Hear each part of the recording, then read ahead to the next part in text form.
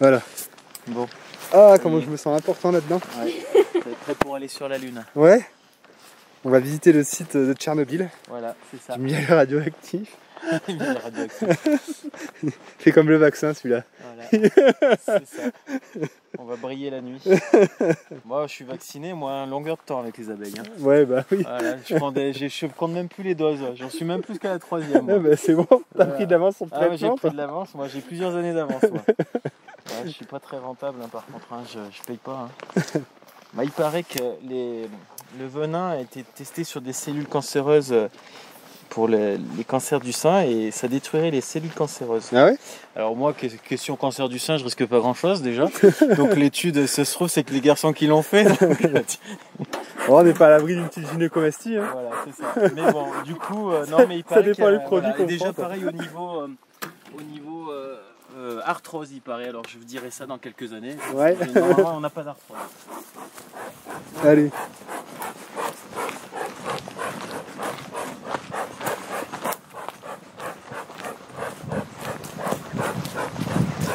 Elle tourne un petit peu quand même, malgré le temps.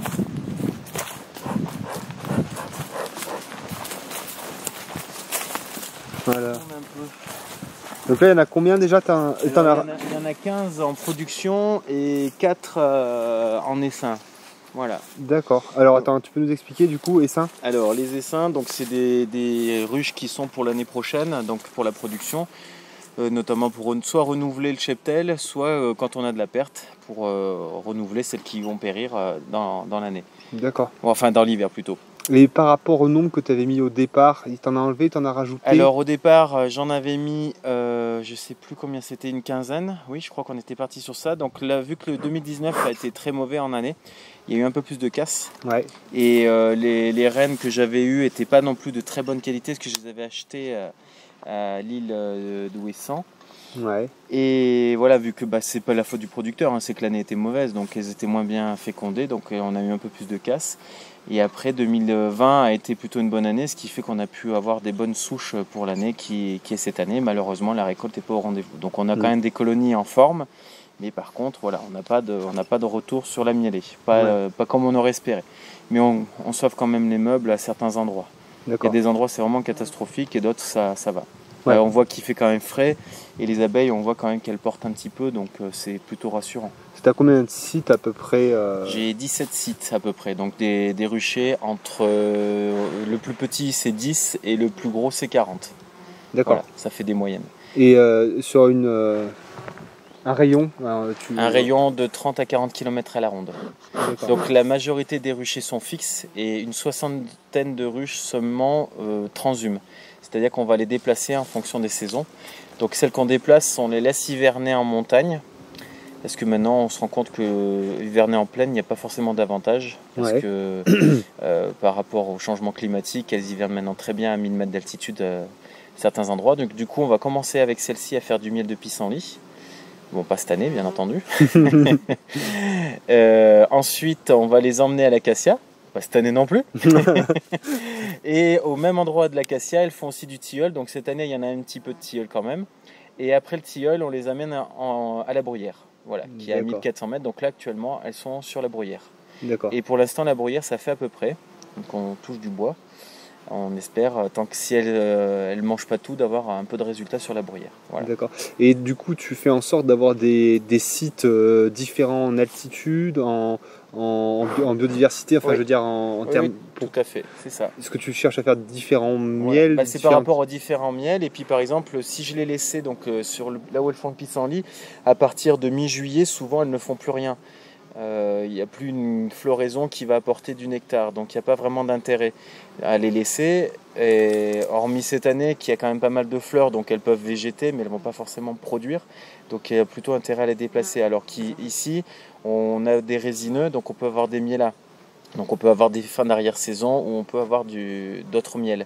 À certains endroits, quand c'est fini, il n'y a plus rien. Par exemple, après le tilleul, du côté de Courpierre où je fais le tilleul, si je les laisse, il n'y a plus rien après, à partir du 14 juillet. Donc il n'y a pas d'intérêt à les laisser, elles vont végéter.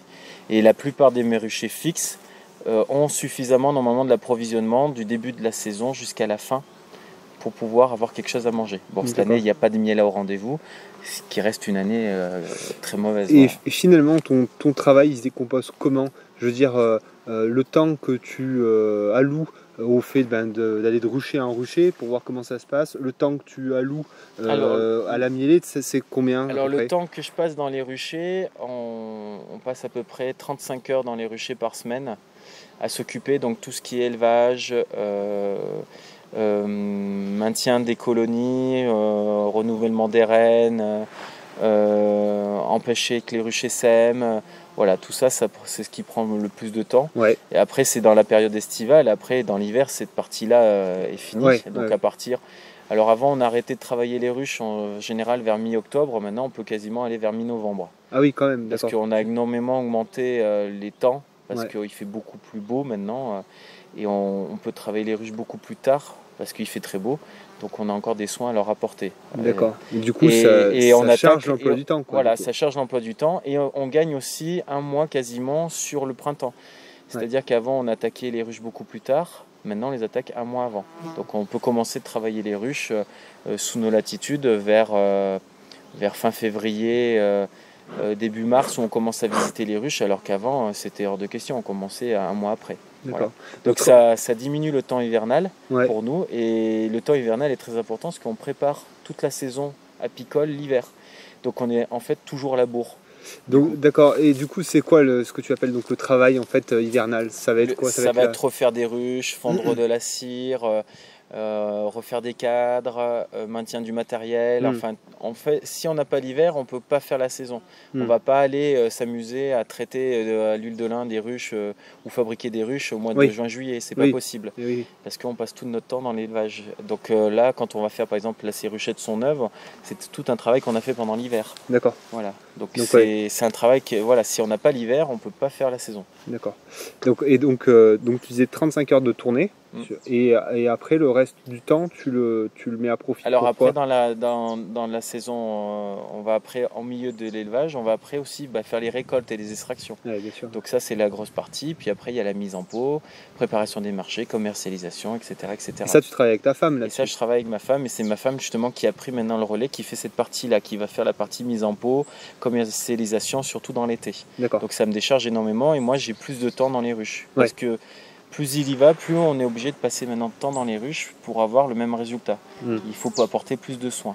Du fait des changements climatiques. Des règlements climatiques qui t'obligent à ajuster en continu. C'est ça. En fait, par rapport à mon mentor qui a exercé dans des années 60 jusqu'aux années 2000, on passe 5 fois plus de temps dans les ruches pour 2 fois moins de résultats. Putain, c'est fou. C'est fou. Moi, mon mentor, quand je lui parle maintenant de l'apiculture, entre guillemets, ça le démoralise. Pour lui, c'est affligeant. Et aujourd'hui, on est obligé d'avoir les ruches à flux tendu toujours au top, parce qu'on a des mielés, tout est en dents de scie. Il n'y a pas besoin d'être apiculteur pour le remarquer. Quand il pleut, ça ne s'arrête plus. Quand il fait beau, ça ne s'arrête plus. Quand il fait froid, ça ne s'arrête plus. Enfin, on n'a que des extrêmes. Ce qui fait que si les ruches ne sont pas prêtes au moment où il y a la mielée, on la passe. Et on s'est rendu compte qu'il y a des années, on fait la mielée pour l'année, donc la production pour l'année entière, en l'équivalent de 3 semaines, 15 jours, 3 semaines. Donc en 15 jours, 3 semaines, si on n'a pas fait le miel là, c'est raté. Donc si on laisse essaimer une ruche, si on a des ruches un peu flemmardes, elles n'auront pas de deuxième chance pour refaire. Donc une fois que la miel est passée, elle est passée. Et avant, on pouvait laisser essaimer une ruche. Si on rate un peu la mielée de montagne, c'est pas grave, on se rattrape sur la mielée de sapin. Mais maintenant, c'est tellement improbable qu'il ne faut pas s'amuser à ça. Donc maintenant, toutes les ruches qu'on a, il faut qu'elles soient au top. Donc réactivité maximum. Réactivité maximum et des reines vigoureuses. Du cheptel sain, enfin voilà, il faut travailler sur des ruches dynamiques, ou alors comme certains des collègues, on augmente le cheptel pour pallier. On fait un peu moins de soins dans les ruches, on a un peu plus de nombre et on joue sur le nombre. Voilà, il y a plusieurs techniques. Le problème c'est que l'un dans l'autre, au terme travail, ça revient quasiment au même. Parce qu'il faut tourner après toutes les ruches aussi. Si vous avez 200 ruches de plus, il faut le faire. D'accord. Voilà. Ok. Du coup, il y a une disposition particulière là que tu as observée là pour tes ruches là. Là, elles sont orientées plein est. Donc c'est bien pour le matin, parce qu'elles vont démarrer beaucoup plus tôt le matin, parce qu'elles vont voir le soleil. D'accord. Après ici, elles sont très à l'abri du vent, donc ça c'est un avantage, parce que les abeilles n'aiment pas vraiment les coins venteux. Donc ça aussi, ça les aide bien à pouvoir se repérer, pour pas faire de dérive et tout ça. D'accord. Bon, aujourd'hui, voilà, il y a peu d'activité, mais quand il y a vraiment d'activité, les abeilles rentrent et sortent, font des grands balais. Après, là, on arrive un peu en fin de saison, donc et là aussi, il y a moins de butinage. Donc voilà. Ok. Et après, on a repéré, donc on avait parlé pour la première vidéo d'implantation avec Hartmann et tout ça. Ouais. Donc au fur et à mesure, j'ai déplacé quelques ruches, des fois quelques centimètres d'un côté, quelques centimètres de l'autre. D'accord. Je commence à repérer aussi les coins qui valent rien. Par exemple, là où est Agnès, c'est pas les meilleurs coins. Et ça, alors là, du coup, tu le fais avec quoi? Un instrument de mesure particulier? Non, à l'observation. Maintenant, j'ai suffisamment aguerri d'observation pour me rendre compte que des endroits en fait, moi, je travaille toujours les abeilles de la ruche sur ce côté-là. Sur le côté, donc de la façon que j'ai l'entrée sur ma main droite, ce qui fait que vu que le soleil est plus derrière mon dos, pour pouvoir avoir les rayons du soleil derrière, pour mieux voir les fonds des alvéoles quand on veut regarder les œufs et tout ça. Ouais. Et en fait, la grappe, vu qu'on travaille plus, on va avoir une grappe qui sera plutôt située de mon côté. Et les abeilles, souvent, quand on regarde, elles ont tous le même développement. En fait, si on doit découper le couvain dans une ruche, ça équivaut un peu à un ballon. Ouais. Donc ça, c'est la reine va développer donc le cadre du milieu sera plus important en couvain, et plus on va aller vers l'extrémité, plus il sera petit. Donc ça fait comme un ballon. Et si on travaille plutôt de ce côté-là, au printemps, on va avoir la grappe qui est plutôt dirigée de ce côté. Mais ça arrive que des fois, elle soit plutôt dirigée d'un côté ou de l'autre. Elle va être plus en arrière, plus en avant. Et si elle se décale, ça veut dire qu'elle n'est pas à l'aise. Donc du coup, on va la décaler du côté où on sent que la grappe est plus à l'aise. Et des fois, on a des colonies qui s'effondrent au niveau sanitaire, qui sont vraiment pas jolies alors qu'il n'y a pas de raison. La reine est jolie et tout. Donc là, par contre, on va carrément déplacer la ruche un peu plus loin. Donc on peut le faire. Donc tu le fais finalement à l'aide de en visionnant l'intérieur de ta ruche. Tu sais que là, elles sont plus ou moins bien et tu les déplaces en fonction de cette observation-là. Une ruche, il ne faut pas la déplacer trop loin non plus parce qu'on va avoir un problème de dérive parce qu'elles sont géolocalisées. Les abeilles se repèrent donc à un point très précis. Ce qui veut dire que si je déplace la ruche, l'abeille, elle pense encore que la ruche est là. Donc si je dois faire ce phénomène-là, je vais le faire soit en plusieurs fois, petit bout par petit bout, et je m'adapte. Voilà. Je ne vais pas la déplacer de 4 mètres d'un coup parce que là, elle risque soit d'aller dans la ruche d'à côté et je risque de perdre des butineuses. Et si je veux carrément déplacer la ruche, il faut que je la déplace à au moins à plus de 3 km. Sinon, les butineuses reviendront sur place. Ah mais oui, d'accord, ok, j'ai compris. Tu transportes tout mais à plus de 3 km. Voilà, si je dois déplacer une ruche, par exemple, si là j'emmène la ruche devant chez toi, et ben les abeilles et les butineuses vont revenir ici. Et si je suis à plus de 3 km, elles ne reviendront pas. Mais ça, voilà, du coup, c'est ce que j'ai remarqué. Donc là maintenant, ça fait 3 saisons, donc je repère à peu près les endroits où ça convient le mieux. Voilà, où ça convient le mieux. D'accord, voilà, ça marche. Après, voilà, c'est pas une bonne année non plus, donc on arrête du mal à voir. Voilà. Donc ça, c'est quoi là du coup? C'est pour les calmer un peu? Alors, c'est pas vraiment pour les calmer. C'est la technique pour pouvoir faire de l'apiculture et sans se faire bouffer. Si je mets le feu dans votre maison, les gens vont penser à sauver la famille. Et vous n'allez pas pouvoir vous coalire pour lutter contre quelqu'un. Donc la fumée va désorganiser la famille en fait, donc va baisser le taux d'agressivité. Et on va pouvoir intervenir. Alors j'ai bien dit baisser, c'est-à-dire que si on a des ruches très agressives, elles vont quand même garder le facteur agressif et nous piquer. Mais si donc on va pouvoir arriver à travailler. En fait, on les affole un peu, on les désorganise. Voilà, on les désorganise. Alors il ne faut pas non plus les enfumer à un point trop parce que sinon elles sortent et ça ne va pas. Mais voilà, ça permet de pouvoir travailler dans les ruches et manipuler les cadres en éliminant de l'agressivité. Après il y a certaines races comme la Buckfast qui est beaucoup plus douce. Et la noire qui a tendance des fois à être un peu plus... Oui, d'ailleurs, tu nous en avais parlé dans la première vidéo, tu avais mis une variété d'abeilles qui était plus adaptée à notre climat, à l'altitude. Voilà, ici c'est de la caucasienne, donc qui est une Ouais. abeille un peu plus rustique. Alors la noire aussi est rustique, mais du coup elle peut être un peu plus agressive. Et ici j'avais envie de tester donc la caucasienne, parce que la caucasienne vole par temps plus froid d'ailleurs ça se voit, hein, il fait quand même pas très chaud aujourd'hui et on les voit quand même circuler, même par temps légèrement brumeux. Et elle a aussi une langue assez longue qui lui permet de pouvoir butiner des fleurs comme le trèfle violet. On en a quand même pas mal dans le coin et ça peut être un avantage. Voilà. D'accord, ok. Et voilà, donc la caucasienne ici se plaît bien. Alors elle a des avantages et des inconvénients. Elle est douce, ça c'est l'avantage. L'inconvénient c'est qu'elle est un peu plus sujette à l'essaimage. Elle a un peu plus envie d'essaimer. Là, il faudrait que tu te décales un peu parce que tu es pile poil dans le champ. Là, je vois que depuis tout à l'heure, les abeilles tournent autour pour essayer de rentrer dans la ruche. D'accord. Tu vois, depuis que tu viens de t'enlever, regarde, elles rentrent toutes là.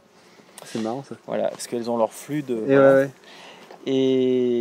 Et après, elle est un peu plus sensible aux maladies aussi. Et quand elle propolis aussi pas mal. Et des fois, c'est un peu un inconvénient quand on veut ouvrir les ruches. C'est un peu plus colmaté. D'accord. Voilà. Mais sinon, après, elle a l'avantage, c'est des douces. Elle fuit peu sous la fumée. Alors ça, c'est un peu embêtant parce que des fois, pour pas vouloir écraser des abeilles, il faut prendre un peu plus de temps. Chose qu'aujourd'hui, on veut plus avoir. Hein. Faut tout faire vite. Alors même les abeilles, allez hop, voilà. Mais sinon, voilà, c'est une abeille qui se reproduit très bien, qui a une population de mâles un peu plus importante, ce qui lui fait une pression aussi de varroa. Le varroa, c'est un parasite qu'on a depuis les années 80, qui se développe un peu plus, que vu qu'elle développe plus de couvains de mâles et que le varroa va plus dans les cellules de mâles, parce que la cellule est plus grande, donc il y a un peu plus de varroa, donc il faut faire aussi attention à ce phénomène-là. D'accord, ok.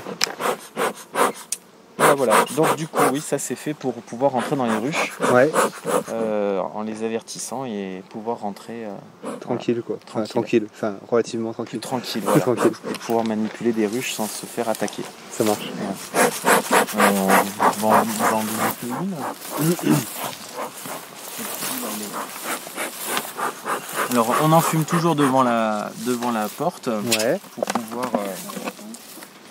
rentrer dans la ruche. Alors là, celle-ci, j'ai mis, voilà, vu qu'elle propolis beaucoup, elle a une grille à propolis. Donc on va voir la propolis. Donc là, elle commence en fait à boucher les trous, parce que les abeilles détestent les interstices, et donc elles vont boucher avec de la propolis, donc les interstices. Voilà. Donc après, moi, je passerai la grille au froid et je récupérerai la propolis. Voilà. D'accord. Donc là, il n'y a pas une quantité d'abeilles folles dans la hausse, mais voilà, on voit la. Donc là, la hausse, c'est la partie du surplus, parce qu'on ramasse uniquement le surplus de la mielée, parce que tout le reste est pour elle. Et donc là, c'est un cadre, voilà, qui va passer pour l'extraction. Donc voilà, le cadre, normalement, en temps normal, il doit être rempli comme ça. Donc là, il est operculé, il a les peaux operculées. Et il doit être rempli à fond. Donc là, quand je suis venu il y a quelques semaines, ça avait rempli ce côté-là. Et là, on voit qu'il a été vidé, parce que les abeilles ont mangé, il a fait froid, il a fait mauvais. Donc même la récolte, là, a été sacrifiée pour pouvoir nourrir la colonie. D'accord. Voilà. Donc nous, après, quand on va récolter, on va enlever cet opercule-là pour le passer dans l'extracteur, qui est comme une grosse essoreuse à salade, pour sortir le miel des alvéoles. Il faudra qu'on vienne voir ça. Voilà. Et là, on voit bien, si les gens qui connaissent les races, la caucasienne est une abeille qui est un peu grisâtre, qui est assez foncée. Donc voilà, ça c'est typique. Il y a aussi des caucasiennes qui sont un peu plus jaunes, parce qu'il y a plusieurs races. Et celle-ci, elle est un peu plus grise. Voilà. Il y en a 2 étages là de cadre. Alors là, donc ça c'est la hausse, ça c'est le compartiment qu'on récoltera, et le dessous c'est la pouponnière, le corps comme on appelle. Ouais. Donc, là, on va aller voir le corps. Donc là elles ont pas mal propolisé, en plus il fait froid donc c'est assez solide. Ça commence un peu à s'énerver là. Non, c'est qu'il y en a plus. C'est juste qu'elles sont vivantes. Donc là les cadres ils sont le double. Donc c'est toujours monté sur le même schéma, le miel autour, le couvain à l'intérieur, donc les jeunes abeilles. Donc là on va voir, puis ça c'est un cadre, donc normalement on doit trouver du couvain. Wow, mais c'est incroyable. Donc là on voit qu'il y a eu un peu de mielé parce que là ça brille, donc là c'est du nectar. Si je secoue ça va couler. Tout ce qui est comme ça, là, ça c'est du pollen. Parce que les abeilles mettent toujours les réserves autour du couvain. Ça c'est le couvain, c'est les jeunes abeilles. Donc la reine a pondu. Donc là il est en rond comme ça.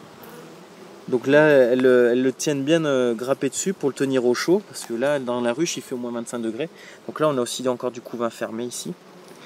Donc là les abeilles qui mettent donc le pollen autour et le miel là les réserves sont assez limitées. Hein. C'est pour ça qu'elles ont été aussi tapées dans la hausse.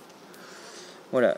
Donc ça, avec de l'abeille noire, je serais avec mon enfumoir en train d'enfumer là. Ouais. Là, la caucasienne, voilà, Elle elle est cool.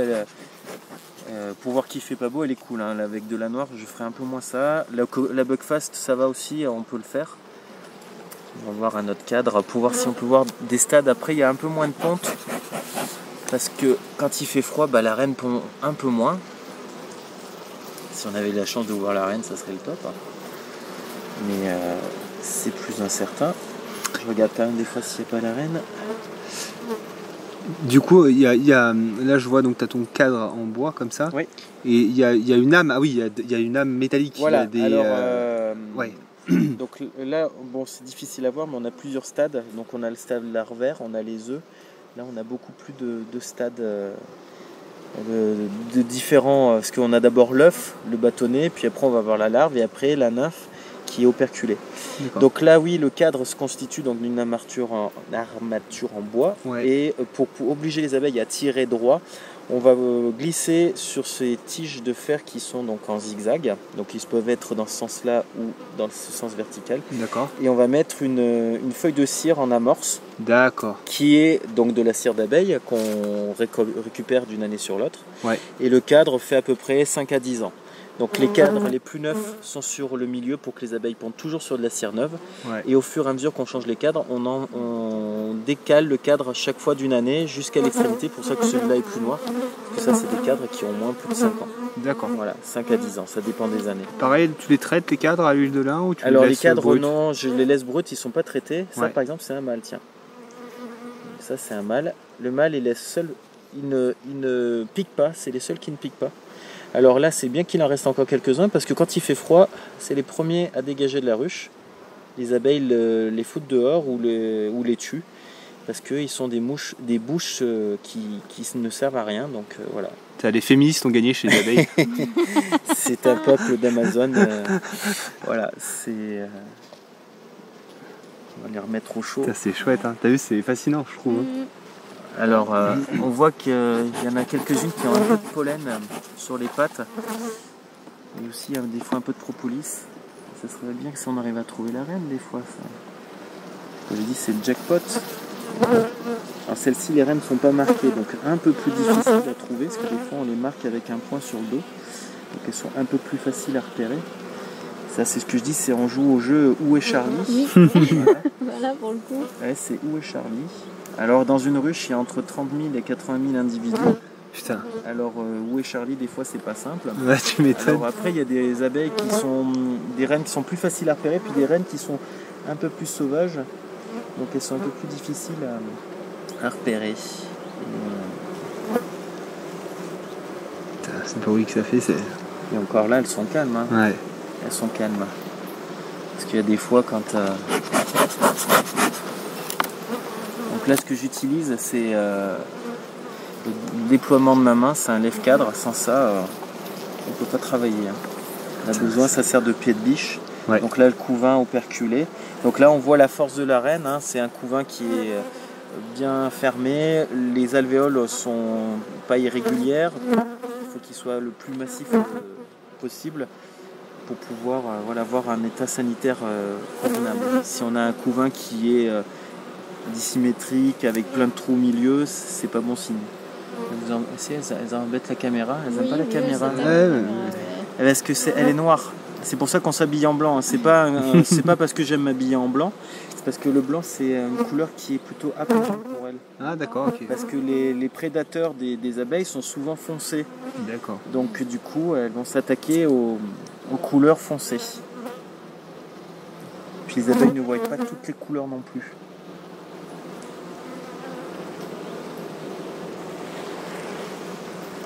Je pense pas qu'il faut que j'aille de ce côté-là pour trouver la reine. Des fois, il faut que j'aille à l'inverse. alors qu'elles peuvent pas me ver. Elles arrivent en plein dans ma moustiquaire. Putain,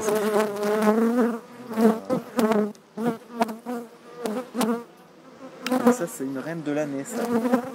C'est une reine de l'année que j'ai changée au printemps. Parce que l'autre reine n'était pas en forme. Elle vous tourne plus vers vous que vers moi. oui, oui. Mais on est des étrangers. Bon, c'est pour ça. après, quand on a un taux de stress un peu plus élevé, on dégage plus de dioxyde de carbone. Alors, si tu veux voir une abeille qui est en train de naître, il y en a une qui est là, qui est en train de naître. Ah. Là, donc, une Elle abeille cherche qui, à sortir en fait. voilà, elle découpe l'alvéole. Celle-ci est déjà, elle est vraiment en train de sortir, celle-ci là. Ah oui, on voit bien. Donc voilà, là, ce couvain-là, il est en train de naître là. C'est ce qu'on dit un couvain naissant. Donc ça va faire de la main-d'œuvre supplémentaire. Et là, les abeilles qui sont en train de naître maintenant vont être les abeilles de l'hiver. Donc celles-ci, elles sont plus qu'importantes. Hein. Lorsque les abeilles de fin d'été vont disparaître, alors qu'elles elles vont tenir jusqu'au printemps. Donc on donne un petit coup de fumée toujours des fois voilà, pour encadrer un peu la situation. Faut pas que ça s'emballe. Et encore, je dis que voilà, aujourd'hui, c'est pas le jour pour aller voir les abeilles. Hein. Faut dire, j'ai même froid aux doigts. Souvent, quand on voit du couvain fermé, c'est pas là où on trouve la reine, parce que la reine, elle pond sur le couvain ouvert. On va aller voir les ruchettes, on aura plus de chances de les trouver. Parce que- Moi, elle m'aime pas bien. Là, ouais, puis une grosse ruche comme ça, on fait trop de courant d'air, au bout d'un moment, il faut pas non plus. Ouais. J'aime bien travailler aussi les jambes maintenant, pourquoi des fois je travaille les mains nues. Ça permet de pouvoir mieux sentir, d'être moins brut dans les ruches. Ah, oui, ça plus C'est-à-dire de que- dextérité avec voilà. les doigts, tout ça quoi. Voilà, et aussi d'écraser moins d'abeilles. Si jamais ça se met à piquer, eh ben, je vais ralentir le mouvement. Je vais être un peu plus en accord avec les abeilles. Alors que si j'ai des gants et que je sens pas la piqûre, que je sens pas l'énervement des abeilles, je vais y aller comme un bourrin. Et à la fin, eh ben, quand je fais partir du rucher, ça sera épouvantable. Les abeilles seront énervées et tout. Alors que là, au moins, on est un peu plus respectueux des abeilles et on écrase moins d'abeilles. On est moins brut en fait. C'est une question. Il y avait un petit truc là. Ah oui, ça. Oui, ça c'est une petite bâche. Alors voilà, là, c'est l'objectif de 2022, c'est de renouveler le parc de ruches parce que ces corps de ruches sont entre 35 et 50 ans. Ah ouais. Donc celles-ci, elles en peuvent plus, hein, elles sont cuites. Donc c'est là, c'est pareil. Donc ça fait partie des travaux d'hiver. Celles-ci, normalement, l'année prochaine, elles vont toutes être changées. D'accord. J'en ai commencé à en changer une partie et voilà. Ça, c'est toi qui fabriques tout ça. Hein. C'est moi qui fabrique, Ouais. alors ça prend du temps. Tu utilises quoi? C'est quoi comme bois que tu C'est utilises? du sapin. Sapin, et tu fais des bains à l'huile de lin, Voilà, c'est ça? c'est ça, dans l'huile de lin bouillante à moins 140 degrés. Ouais. Et ça permet de garder le bois le plus longtemps possible. Une ruche comme ça peut vivre très longtemps si on s'en occupe bien. Donc ça, c'est les essaims de cette année. Le problème des essaims qu'il faut toujours faire attention, c'est la réserve nourriture. Alors celles-ci ne sont pas sur la même souche, elles sont un peu plus claires. Parce que comme je vous avais dit, il y a deux souches en caucasienne, un peu plus jaunes et un peu plus foncées. Et celles-ci sont un peu plus jaunes.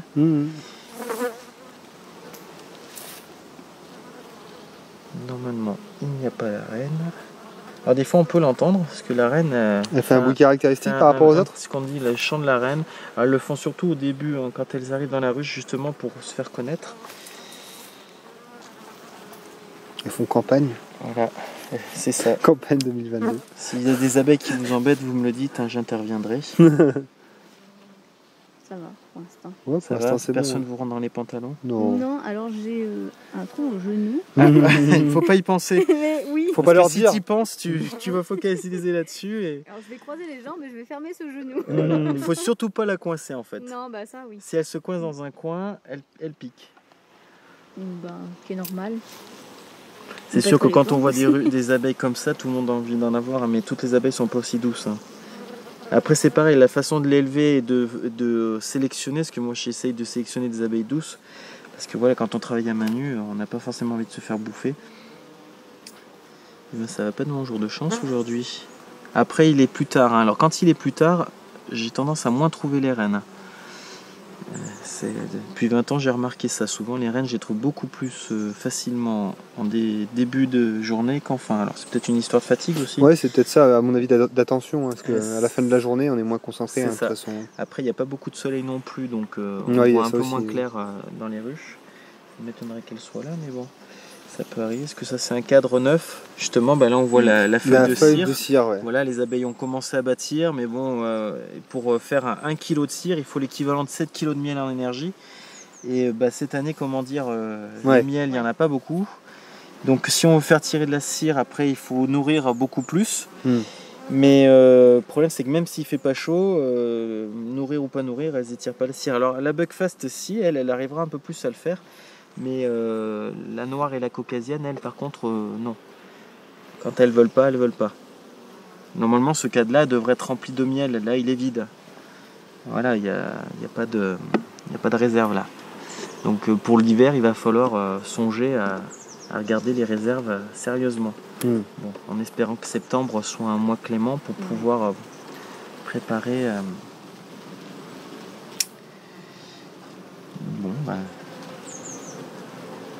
On va tenter ma chance sur une autre ruche.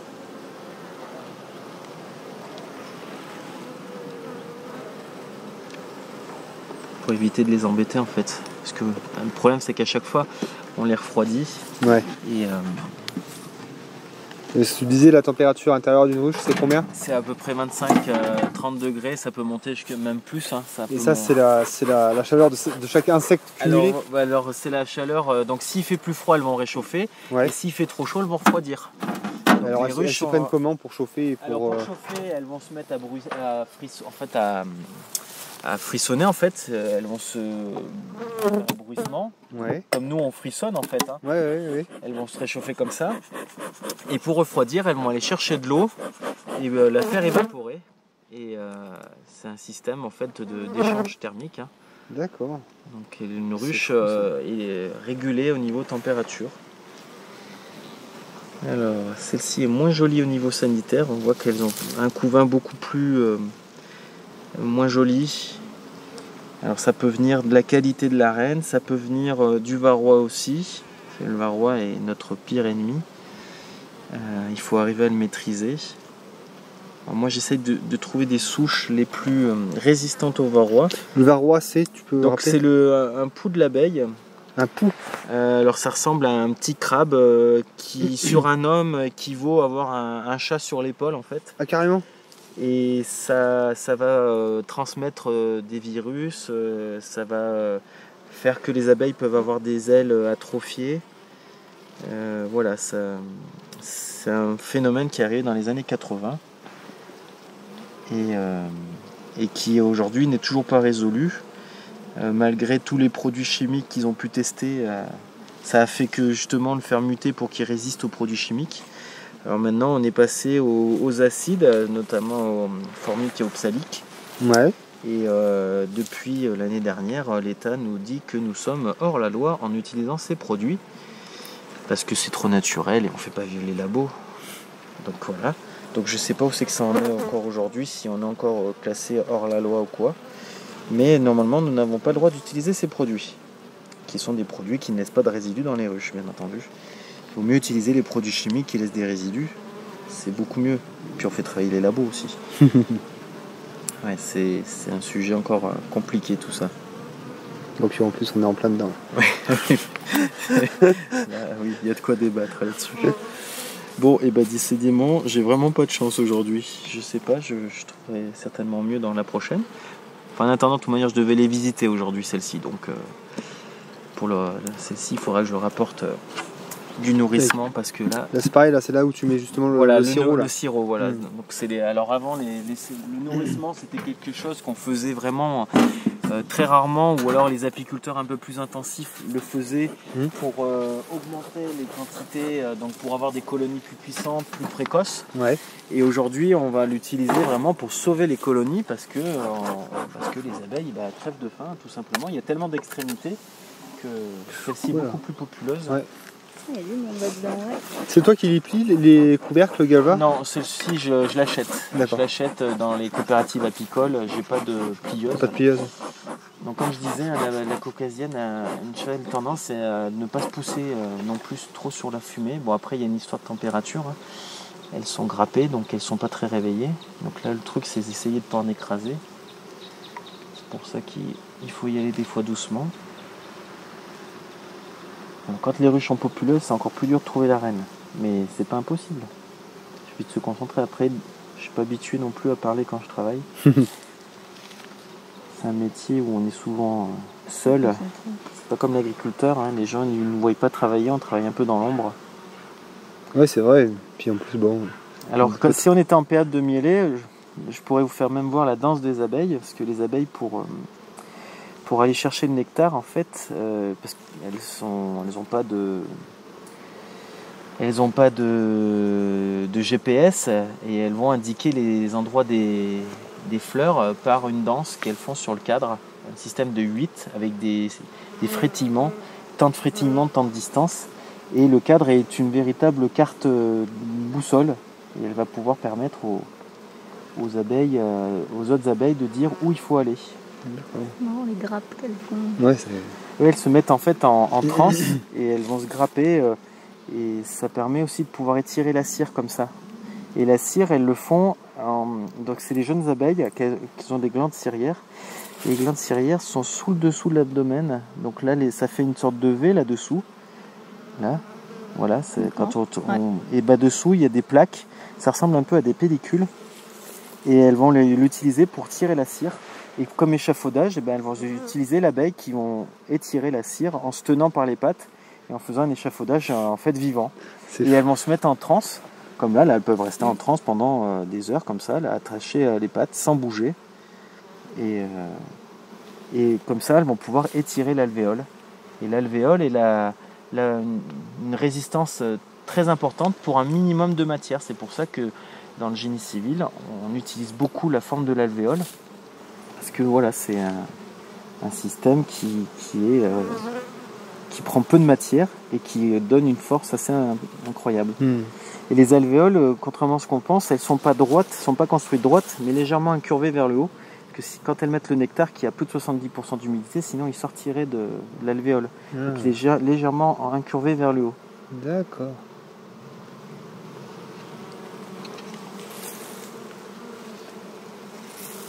Elle se cache bien aujourd'hui la reine. Hein. Je ne vais pas vous en faire voir une. Là, il y en a une qui donne à manger à l'autre. Parce qu'en fait, quand la butineuse... Non, elle a arrêté. Je l'ai perturbée. Mais les butineuses, en fait, ne mettent pas le miel dans l'alvéole. Elles le donnent à une magasinière qui, elle, va le mettre. Putain, mais c'est il y a un une entreprise. il y a une contrôle qualité. Ça, par exemple, c'est une jeune abeille. On voit qu'elle a le dessus du dos qui est un peu plus clair. Elle est née il n'y a pas très longtemps. Alors par rapport à une autre comme celle-ci là, ouais, qui est beaucoup plus foncée. Contrastée au niveau des... Des fois celles qui naissent, elles ont même les ailes un petit peu repliées en fait. Et une abeille a combien d'ailes à votre avis? Bah, tu vois, bêtement j'aurais dit 2. Et ben non, elles en ont 4. Alors là 4. on a du mal à le voir, mais il y en a une grande là et une petite qui est accrochée. Elles sont accrochées l'une avec l'autre et en fait quand elles ventilent, elles décrochent leurs ailes pour pouvoir faire du surplace et ventiler. Là on arrive un peu à le voir. Celle-ci, et celle du dessous, on arrive à voir une petite aile dessous. C'est pas facile à voir. Et quand elles volent, elles se les accrochent. D'accord. Voilà. Donc en fait, c'est pas une 2 ailes, c'est une 4 ailes. Et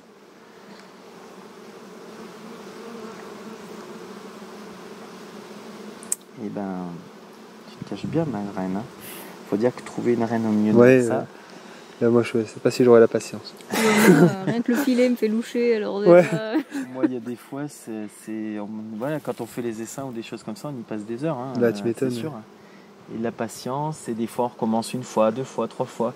Quand on voit les nuages avec l'orage qui arrive, on dit bon, faut que ça se dépêche, je vais me prendre la flotte. Ah, c'est un métier de patience. Il faut être patient et zen. Alors elle a passé mon trou. Ah, attends. Je sais pas si elle va me faire quelque chose. Non, mais on sait jamais. Tac, on va la mettre là, comme ça au moins elle ne sera pas perdue. Ah, il y a vraiment un point de nourriture par contre, hein. C'est incroyable.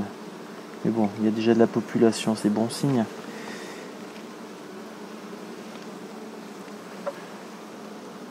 Si j'avais eu des ruches marquées aussi, des fois on les marque, C'est-à-dire? et ben on leur met un point sur le dos, ce qui fait que tout de suite le contraste de la couleur fait qu'on la trouve beaucoup plus facilement. Mais tu l'as marqué la reine? On marque la reine, oui, on met un point de couleur sur le dos de la reine. Avec un vernis, quelque chose? Alors oui, on a soit des pastilles, soit des couleurs. Et on a un code couleur, donc cette année on est en blanc. Et ça tient? Elle n'arrive pas à s'en débarrasser de ce... Non, après, si c'est un coloris, ça peut arriver à passer à force de se frotter. Ouais. Il peut arriver à s'estomper un peu. Mais ça nous permet aussi de savoir l'âge de la reine. Aussi. Bon, après, moi je connais mes ruches, donc je sais qui et quelle année. Comme ma femme elle dit, quand tu parles de tes abeilles, on dirait que tu parles des vaches. Tiens, celle-ci fait la danse du 8. Je sais pas si on voit. Là, elle se met au milieu, on voit qu'elle n'est pas comme les autres. Elle fait des frétillements aussi. Bon, c'est pas aussi flagrant, mais on voit qu'elles sont pas elles sont en train de faire quelque chose qu'il faut imaginer dans la ruche qu'il n'y a pas de lumière. Hein. On est en pénombre, donc les abeilles ne se regardent pas de visu. Elles peuvent sentir les vibrations. Et celle-ci est en train de sortir là. On voit qu'elle est en galère un peu, la pauvre. Et les autres montent dessus comme si de rien n'allait. Elle essaye de sortir là. Ouais, c'est un monde impitoyable. Celle-ci, elle est sortie il n'y a pas longtemps. On le voit, elle est toute claire, elle est toute pâteau. Voilà, elle vient de sortir il n'y a pas longtemps, elle. Donc elle, son premier boulot, c'est le ménage. C'est-à-dire? Et elle va nettoyer la ruche. Elle va faire après nourricière, cirière. Il y a toute une hiérarchie. Il y a toute une hiérarchie. Et le dernier boulot, c'est butinage et gardienne. D'accord. Voilà. Donc ça, c'est quand elle arrive en fin de carrière qu'elle a monté tous les échelons. Voilà, c'est ça. Donc aujourd'hui, les gens, quand ils arrivent sur le milieu du travail, ils veulent être calife à la place du calife. Dans la nature, c'est pas comme ça. Ouais. Commence par passer le balai. Voilà, c'est ça. Observe et tais-toi et fais. Voilà. Mais bon, c'est... Et si elle fait des études? Elles font certainement des études, mais les études de la vie, et d'autres études un peu moins abstraites, on va dire. C'est tout un autre... Bon, on verra pas sur celle-ci, puis les populeuses aussi, donc moins facile. Il nous en reste encore 2 à regarder. Donc, là, dès qu'il y a un bout de miel à manger, là tout de suite, elles y sautent dessus. Mais il y a un peu de nectar, donc elles arrivent à trouver 2-3 bricoles à manger. Hop. Essayer de ne pas en écraser. Alors ça, c'est le truc, je déteste écraser des abeilles. Mais comme je dis, maintenant, il faut aller toujours plus vite. Alors, des fois, pas le temps. Tac, nickel. Hop, hop, hop, hop. Voilà. 1, 2. Après, il y a des gens, ça les oppresse des fois d'avoir les abeilles qui tournent autour, mais aujourd'hui, ça va, elles sont pas trop... Parce que des fois, ça bourdonne vraiment beaucoup. Et... Tout à l'heure, quand j'étais accroupi, elles étaient beaucoup devant, mais ça va. Je suis zen. J'ai pas peur, j'ai juste l'appréhension de la piqûre, puisque je me suis jamais fait piquer par Ouais, une mais abeille. c'est pas une nourriture, hein, quand je dis. Hein. Si on peut s'en passer. Là. Attention à la fumée, je t'en mets pas plein la figure. Et qu'est-ce que tu mets dans ton fumoir là? Je mets de la toile de jute, on peut mettre aussi des graines de foin. Ouais, voilà, il faut pas mettre quelque chose de toxique, par contre, voilà, forcément. Enfin, après, ça reste de la fumée. Maintenant, tiens, la reine, super. Ah, là. Ça y est. Voici Madame la reine, je vous la présente. Ah ouais, mais si, quand même, on peut bien la distinguer. J'ai Ouais. perdu. Alors voilà, il faut que j'avoue à la caméra. Ouais, mais donc on voit qu'elle est plus noire, plus L'abdomen grosse. est plus long. Alors, ce qui est quand même extraordinaire, c'est que à la base, toutes les abeilles pondent. Sauf que le fait d'avoir donné que de la gelée royale à la reine va davantage développer ses organes reproducteurs. D'accord. Voilà, c'est ce qui. Et puis elle a des pattes beaucoup plus proéminentes pour pouvoir se déplacer plus facilement. Et sinon, voilà, à la base, c'était une abeille aussi qui a été nourrie simplement qu'avec de la gelée royale. D'accord. Donc une abeille, là, quand elle est en ponte, elle est l'abdomen beaucoup plus allongé, et quand elle est vierge, l'abdomen est beaucoup plus court. Et là, si elle arrête de pondre, son abdomen se rétrécit aussi un petit peu. Donc là, elle visite chaque alvéole, là, elle fait son boulot, et elle va voir si elle est pondue ou pas. Et donc l'abdomen va lui permettre de rentrer au fond pour aller déposer l'œuf délicatement. Donc c'est C'est tout quand même. C'est rare hein, qu'on arrive à le voir quand elle pond. Souvent, si on est assez discret, quand on rentre dans la ruche assez discrètement, on arrive à le voir. Et donc là, si on doit la marquer, on va la marquer ici, là sur le dessus de son abdomen, pour pas qu'elle la déranger. Alors après, moi, c'est pas une pratique que j'aime faire, parce que je me dis que voilà, je vais mettre quelque chose, un produit sur le dos de l'insecte, il y a forcément des conséquences. On la remarque bien. Hein. Donc elle est du mois de juillet. Ouais. Elle est du mois de juillet. Donc voilà, elle sera prête pour l'année prochaine. Je m'en servirai alors soit de la colonie entière, soit je me servirai d'elle pour introduire après. L'espérance de vie d'une reine en général? Alors on dit de 3 à 5 ans, maintenant c'est plutôt 3 ans que 5 ans. Ouais. Les reines vivent de moins longtemps pour plein de facteurs. Le fait que si on demande beaucoup à une abeille, elle a une spermatogénèse qui a une durée de vie. Hein. Donc si on fait des grosses colonies, qu'on en demande beaucoup, on va l'user plus vite, forcément. Et si on a une apiculture un peu plus raisonnée, on va pouvoir conserver ces reines aussi plus longtemps. Et aussi il y a le facteur de la reproduction, c'est-à-dire que si la reine est moins bien fécondée, eh bien, elle va durer moins longtemps parce qu'elle aura une réserve de spermatogénèse qui sera moins importante. D'accord. Voilà. Ok. Donc c'est pour ça. Donc là, la reine elle se fait féconder une fois dans sa vie et puis après c'est terminé. Donc elle va garder ça, parce qu'en fait si la reine, elle a plus de, parce que pour faire une femelle, il faut un ovule, un spermatozoïde. Si elle a après elle a plus de spermatozoïdes, elle va faire des mâles. Donc elle fait ce qu'on appelle, elle devient une ruche bourdonneuse. Ouais. Donc la ruche bourdonneuse, le truc c'est que c'est plus rentable. Mais les abeilles souvent se rendent compte que la reine est affaiblie, parce qu'elle va dégager moins d'hormones, et souvent elle va la jarter pour pouvoir rélever une nouvelle reine. Voilà. Okay. Donc il y a des souches qui sont beaucoup plus les souches les plus rustiques qui vont avoir tendance à le faire spontanément, et les souches un peu plus spéciales, faudra plutôt le faire à leur place. Voilà. Ça aussi, ça dépend de l'élevage. Moi, je fais plutôt des ruches par division pour avoir des reines élevées par des abeilles et sélectionnées par les abeilles. Sinon, après, on fait du picking, on va récupérer les œufs, on va les mettre sur des porte-greffes et on va fabriquer des reines. Voilà. Ça, c'est notre technique. On fait plus de reines plus rapidement. Mais après, voilà, on est intervenu dans ce procédé, alors que là, c'est des abeilles qui ont fait le travail, qui font leur procédé. C'est un peu plus lent, mais ça donne un meilleur résultat. Et je trouve que la longévité des reines est accrue quand on n'intervient pas. Voilà. D'accord. Ok. Voilà. Bon. Tu avais peut-être d'autres choses dont tu avais envie de parler? Parce que j'ai pas trop d'autres questions qui me viennent. On avait déjà fait un historique un petit peu de comment tu en étais arrivé à ça dans la première vidéo. On la mettra en lien d'ailleurs. Je sais pas, tu avais envie de nous montrer d'autres choses? Après, déjà on a regardé quelques-unes. Ouais, on a regardé j'ai vu pas mal de choses. La récolte, on a vu une reine. Faudra qu'on vienne voir à ton atelier là justement aussi. L'extraction. Pour voir pas de problème. Même s'il n'y a pas grand-chose à extraire, il y a quelque chose à voir. Mais l'outillage que tu utilises, tout ça pour se faire une idée. Voir la miellerie. Bon. Mais là sinon la vidéo est déjà bien fournie en informations. Il n'y a pas de souci. On peut s'arrêter là et puis faire un troisième épisode du coup à la miellerie. Ouais, carrément. Bon. Voilà.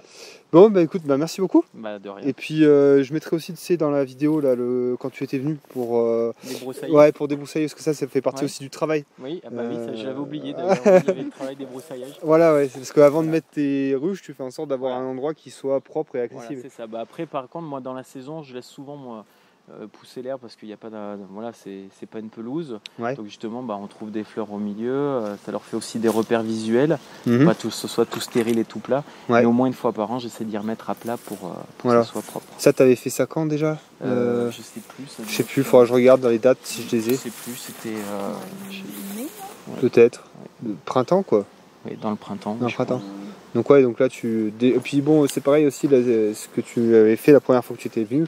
Bon, déjà c'était de rendre propre l'endroit où tu allais mettre les ruches, mais aussi de t'aménager un chemin d'accès qui fasse que parce qu'on comprend qu'avec 35 heures semaine uniquement sur les déplacements et les ruches, il y a la fatigue, comme tu disais, il y a la concentration. Ça. Donc il faut avoir un accès qui soit nickel, où on bute pas. Voilà. Surtout si on y va le soir. Ouais. Voilà. Donc Nicolas, on peut te retrouver sur les marchés. Tu fais lesquels du coup? Oui, on fait que de la vente directe du coup. Alors on fait maintenant, parce qu'avant on avait une plus de marché. Maintenant, on fait donc craponne le samedi matin. Ouais. On fait le jeudi Ambert, donc on est sous la mairie ronde tous les jeudis. D'accord. Et après, en période de vacances scolaires, on fait Vivrolles-Saint-Anthème. C'est un marché qui fonctionne sur 15 jours. C'est un coup Vivrolles, un coup Saint-Anthème. Donc l'été aussi, donc on fait Vivrolles-Saint-Anthème. Et cette année, on a même fait le dimanche matin à Saint-Anthème, tous les dimanches matins. D'accord. Et donc voilà. ça, c'est ta femme qui... Voilà, qui fait alors qui fait la surtout vente. les marchés l'été et Ouais. le printemps. Et après, moi, l'hiver, quand il fait froid, vu qu'elle a trop froid, c'est moi qui fais les marchés. Voilà, donc vous Non, avez les jours, les non, horaires. c'est surtout que voilà, je suis dans les rues, donc l'été, c'est plutôt elle. Et sinon, le reste de l'année, c'est moi. Ok, Voilà. ça marche. Pour que je me sociabilise un peu, parce que sinon, je me mets à parler abeilles après. J'essaie de rencontrer des êtres humains. Je visite. Voilà, c'est ça. C'est pas bon signe. Après, j'ai besoin de voir les clients. Et puis ils sont contents, je leur parle des abeilles. Donc, Oui, tu prends voilà. le temps aussi sur les. Disons que c'est, comme je dis aux gens, on n'est pas vendeur de miel. Quand je dis c'est le vendeur de miel, non, on n'est pas vendeur de miel. Le vente de miel, ça découle de notre métier. Mais en fait, à la base, on est apiculteur. Enfin, on touche aux abeilles. Bon, il faut vivre, donc on vend du miel. Mais à la base, moi, je déteste faire du miel. J'aime m'occuper des abeilles. J'aime voir leur développement, la colonie. Mais moi, la période que j'aime le moins, c'est la fin de saison quand il faut récolter le miel. Ah oui. Oui, parce que pour moi, c'est certes notre salaire, mais c'est pas la partie la plus intéressante. Je fais pas de l'apiculture en disant tiens, je vais faire tant de tonnes de miel. Ça découle de l'année, mais je ne fais pas d'objectif en disant voilà, c'est le fruit des travail des abeilles et de la saison.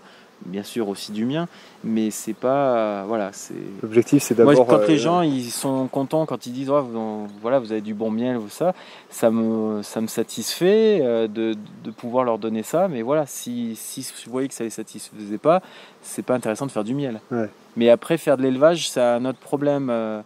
J'ai des moments, je me dis, je pourrais faire aussi. Il y a des apiculteurs qui font que de l'élevage, mais faire que de l'élevage, c'est pas non plus dans la continuité apicole. Il y a quelque chose qui manque parce que l'abeille se développe, fait du miel, rediminue sa colonie pour hiverner, se redéveloppe, etc. Donc si on enlève une partie, c'est un peu tronqué quand même. D'accord. Il y a des gens qui font uniquement de l'élevage, c'est dans quel intérêt? C'est juste par passion? De vendre à d'autres apiculteurs, parce qu'il y a des apiculteurs qui n'arrivent pas à tout faire. Donc il y en a, ils achètent des essaims ou des rennes. Alors des fois ils achètent des essaims, c'est parce qu'ils ont eu des grosses pertes et qu'ils n'arrivent pas à les combler. Mais aussi il y a beaucoup d'amateurs, parce qu'en France on a 45 000 amateurs et 1700 professionnels. Oui. Donc alors qu'on est professionnel au-delà de 200 ruches. D'accord. Et on est amateur à partir de 199 ruches. Ouais. Voilà. Mais déjà, ça commence à faire fiscal. beaucoup. Ça commence à faire beaucoup, mais après, pour en vivre, il faut bien ça quand même. Ouais.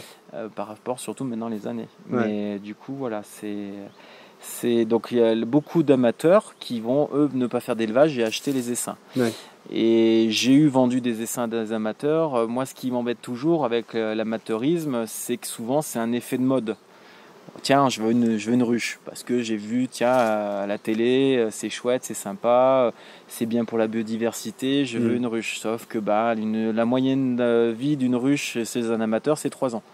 Voilà. Ouais. Donc moi, faire autant de dévotion dans l'apiculture pour voir des ruches qui sont entre guillemets mal gérées, ouais. ça me contrarie. D'accord. Voilà. Après, les professionnels. Des vrais bons professionnels n'ont pas besoin d'élevage. Donc souvent, les professionnels qui font de l'élevage vendent majoritairement aux particuliers, aux amateurs. D'accord. Alors il y a des très bons amateurs qui vaut même des professionnels. C'est juste une histoire de nombre de ruches. Mais la majorité, c'est ça. Et j'ai souvent, depuis ma carrière, été déçu sur la vente d'essaims à des amateurs pour ne plus avoir envie de le faire en fait. Et une dernière question, je pense que ça clôturera bien.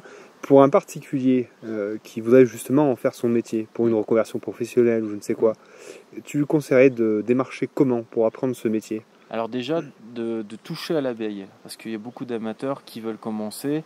Ils ont des fois de l'instruction, ils ont de la littérature, mais le meilleur moyen, c'est au bout d'un moment, c'est d'y mettre les mains dedans. Alors il ne faut pas se poser la question. Tu prends une ruche, faut y mettre les mains dedans et il faut manipuler, observer. Et il ne faut pas être pressé. Il ne faut pas se dire demain, allez, je vais avoir un peu de miel, je veux 50 ruches, je vais acheter 50 ruches, paf, paf, paf. Non, il faut commencer avec quelques ruches, voire 3, 4, 5, voilà, pourquoi pas. Pour celui qui veut avoir déjà un peu de nombre, hein. Sinon l'amateur peut avoir, c'est bien d'avoir 2 ruches minimum, parce que s'il y en a une qui marche pas, on peut refaire quelque chose. Enfin voilà, on va pas rentrer dans les détails. Commencer petit dans un premier temps. Mais pour commencer petit, et si on a peur d'acquérir des fois des ruches, aller vers quelqu'un qui en a.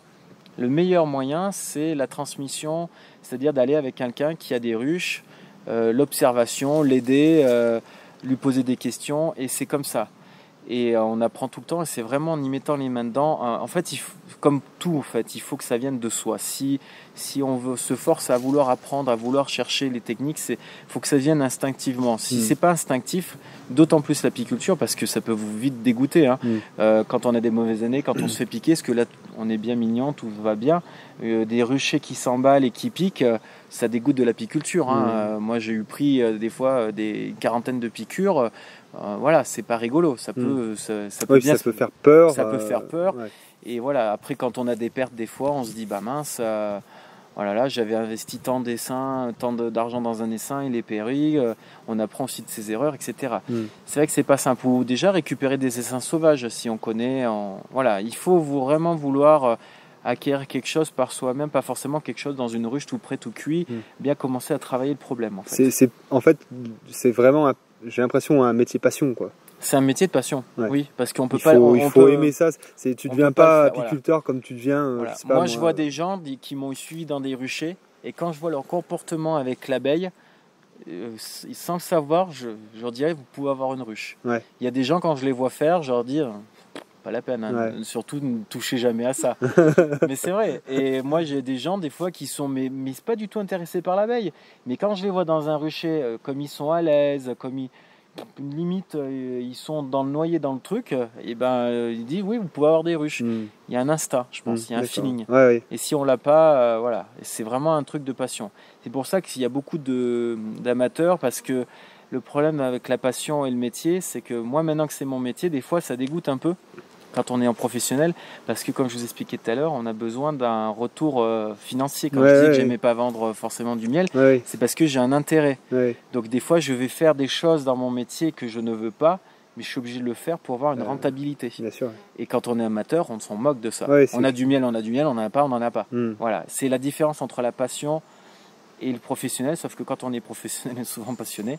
Moi, des fois, je me dis vivement à la retraite pour que je fasse apiculteur. Voilà, c'est ça en fait. Parce que comme ça, je ferai ce que je veux, comme j'entends. Voilà, c'est ça en fait. J'aurais pas besoin il y aurait certes des contraintes, mais je me foutrais du côté pécuniaire. Tu n'auras plus besoin. Voilà, c'est ça. Ça marche. Mais voilà, il faut être passionné avant tout et s'approcher des abeilles. Et il faut malheureusement plus de connaissances aujourd'hui pour avoir des cheptels corrects. Ok. Bon, merci beaucoup. De rien. Et puis peut-être l'épisode 3 à la miellerie. Alors. Voilà, c'est ça. Voilà. Bon, vous avez, je vous laisse mettre dans la description donc les marchés sur lesquels vous pouvez retrouver Nicolas et les heures de ces marchés. Et puis voilà. Allez, à la prochaine.